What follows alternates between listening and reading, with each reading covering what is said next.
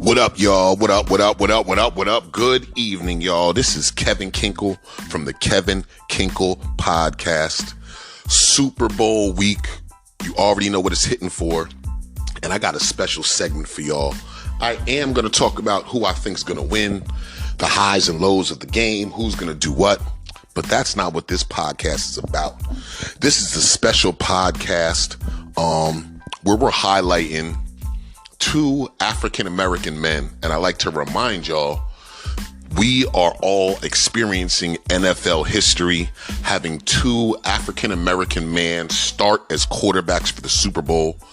The first quarterback to start in the Super Bowl was in Super Bowl 22. His name was Doug Williams. This is Super Bowl 57, 35 later.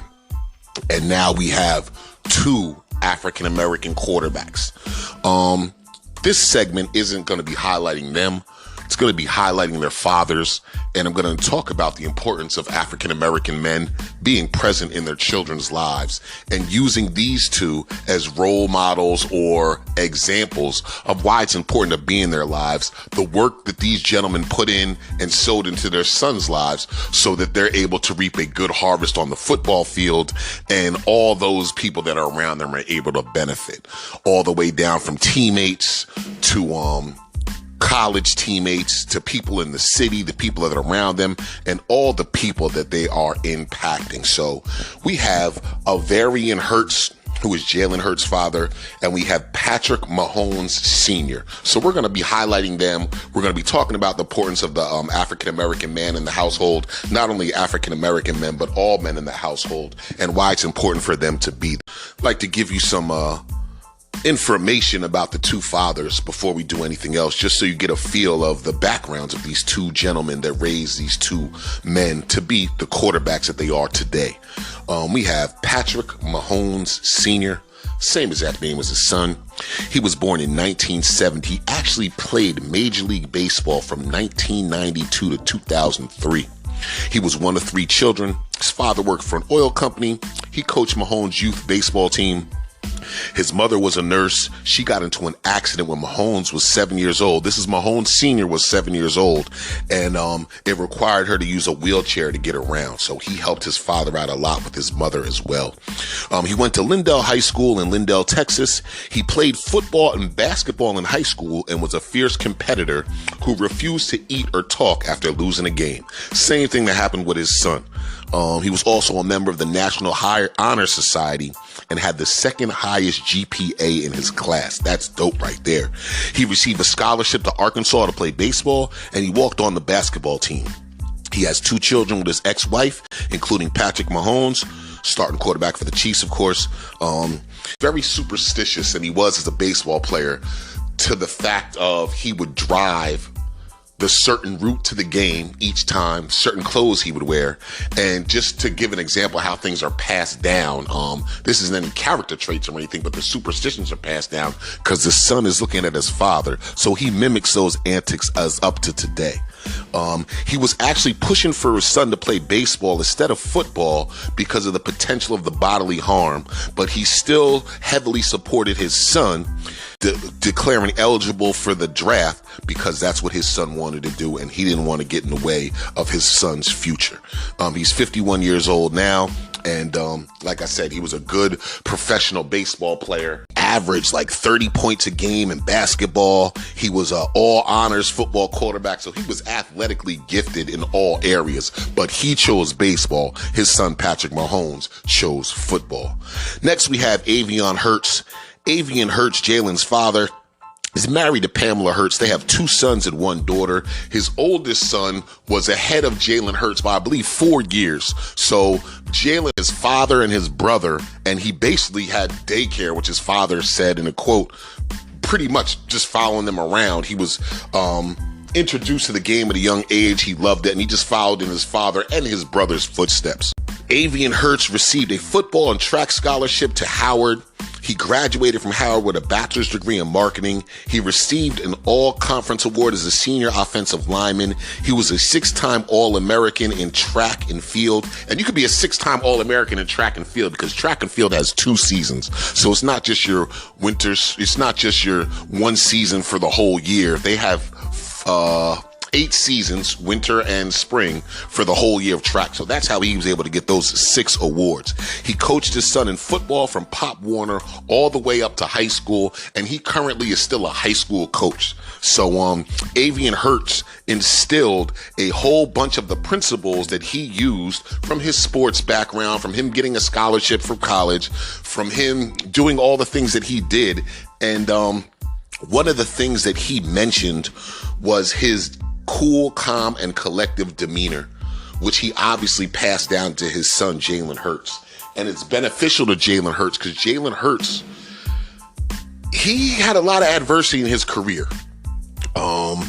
He played college football for Alabama, one of the best teams in the country, and he was successful with the team until they made it up to a championship game. Before that, he got hurt. He had to give his position to the backup, who also was very, very good at football, and he ended up taking the starting position. Because he took the starting position, Jalen Hurts didn't want to just stay at the bench. So you got to imagine the turmoil he's going through. I got to leave here and go to another school and start all over when I already built my brand up and was one of the top players in the collegiate level. So he goes to Oklahoma, and you know what he does when he goes to Oklahoma? He leads them to a championship game. Then he makes it to the league. When he's in the league, he was a very young quarterback, and the quarterback ahead of him for the Philadelphia Eagles got hurt. So they had to put him in before they wanted to start him, and he got a lot of slack because the coaches, they weren't as good as they are now. So being as though he had to go through that, Philly is a hard place to play for athletes. They get on you if you're producing good, but if you're not, you're going to hear it from them. So they heard it from him all last year. They had a bad playoff loss to end their season, but this year he was able to bounce back. And his father was quoted as saying, God put Jalen on this path to go through what he has gone through, and he has never, ever been stuck in what he's been going through, but he always comes out stronger. So Jalen faced the adversity, but the same cool, calm, collective demeanor his father had is the same approach he had to the game whenever he faced any adversity. He did face a lot of adversity, but because of what his father instilled to them, he was able to prosper. So the same way that his father coached him was preparing him for when these other coaches are going to coach him. And I think that the discipline that was put in him at an early age, the same thing at Mahomes, allows you to be coachable to another coach. And when you're at these levels of an NBA or a collegiate level, the coaches don't always talk all nice to you. Can you please do this a little better? Can you please? No, they talk hard because they want you to get the point of what they're trying to say. Not to be mean to you, not for you to get emotional about it, but just because it's a stern environment. That's just how sports are. So he was able to not let those things affect him because of his upbringing. So I know the times are different now. So the reason why this is so important, when I was younger back in the day, we had fathers that we saw on TV that were good examples of how to live life and how to be a father. We had the Fresh Prince of Bel-Air. We had the Cosby Show. We had Family Matters. So that's Cosby, Philip Banks, Carl Winslow. I think I remember the Parenthood with Robert Townsend. Even Steve Harvey on the Steve Harvey Show with Cedric the Entertainer. They weren't fathers, but they were men doing things to uplift the children or show them where they need to be and show them the principles that they can have to help them be prosperous in their future. We don't have that anymore. And the reason it's so important to have that is there's some crazy stats that I was looking up that I want to show why it's important to have fathers in the house. There's studies that I've shown that said, according to research, between 67% to 85% of prisoners are fatherless. 90% of homelessness and runaways are fatherless. There's several other stats with drugs, violence, rape that shows that a fatherless presence in the house is going to lead to not a good future. Also, there was another study that I read that said black men make it in America 28% of incarcerated men reached the middle class, and those men that were incarcerated were less likely to be married and less likely to have jobs. Meaning that, and I don't want to harp on the negative, but I just want to show you guys the importance of having a strong black father around. Between 67 to 85% of the prisoners that are in there are fatherless, right? That's one stat. But then you have 28% of incarcerated men reach middle class. So you have 7 to 8 men that are going to jail because they're fatherless. And then when they come out, only 3 out of 10 of those are even going to make it to middle class. And then there was another stat that I wanted to add, because we see so much nowadays as, I don't need a man for any help, I don't need a woman for any help. It says most black males reach middle class, was the name of this article. Only 20% of never married reach middle class, and 44% of divorced men make middle class. But 70% of married men reach middle class. So 7 out of 10 of men that are married reach middle class. Only 2 out of 10 that were never married reach it, and 4 out of 10 that are divorced reach it. So the stats are showing that it's profitable to be married. Not saying just to get married for that, but if you're looking for these things to all work full circle, these are the things that could help you out. So Adrian Hurts and Patrick have been present in their sons' lives. It's just awesome to see the fruits of their labor. Both these quarterbacks are black. Both of them are from Texas and played high school football in Texas. And as I do this study, I'm reminded that not only in the secular world and in the football world, but also in the biblical sense, there are a lot of examples of fathers being present for their sons, and why it's beneficial not just for them, but those that are around them. I think about Solomon and David. Solomon wrote one of my favorite books, which is called the Proverbs. And in a lot of the Proverbs, you'll hear Solomon say, do X, Y, and Z like my father told me, or my father told me to stay away from this, or my father told me to stay away from that. Even though Solomon wrote the Proverbs, they were coming from the wisdom of his father, who's been through trials and tribulations during his life, and what he learned from him, he's passing them off to his son. And then I think about the ultimate example, Jesus and God. And when Jesus was about to take on the cross for our sins, he asked his father, Father, why hast thou forsaken me? And Jesus is human. So even though the Lord put it on his heart of what he's supposed to do, Jesus still feels like us as a human being. It hurt him to have to do this because he knows it's going to hurt. If you got to put in work to do something, you got to do a lot of practice. You got to do a lot of lifting weights. You got to do a lot of getting yelled at. It's going to hurt.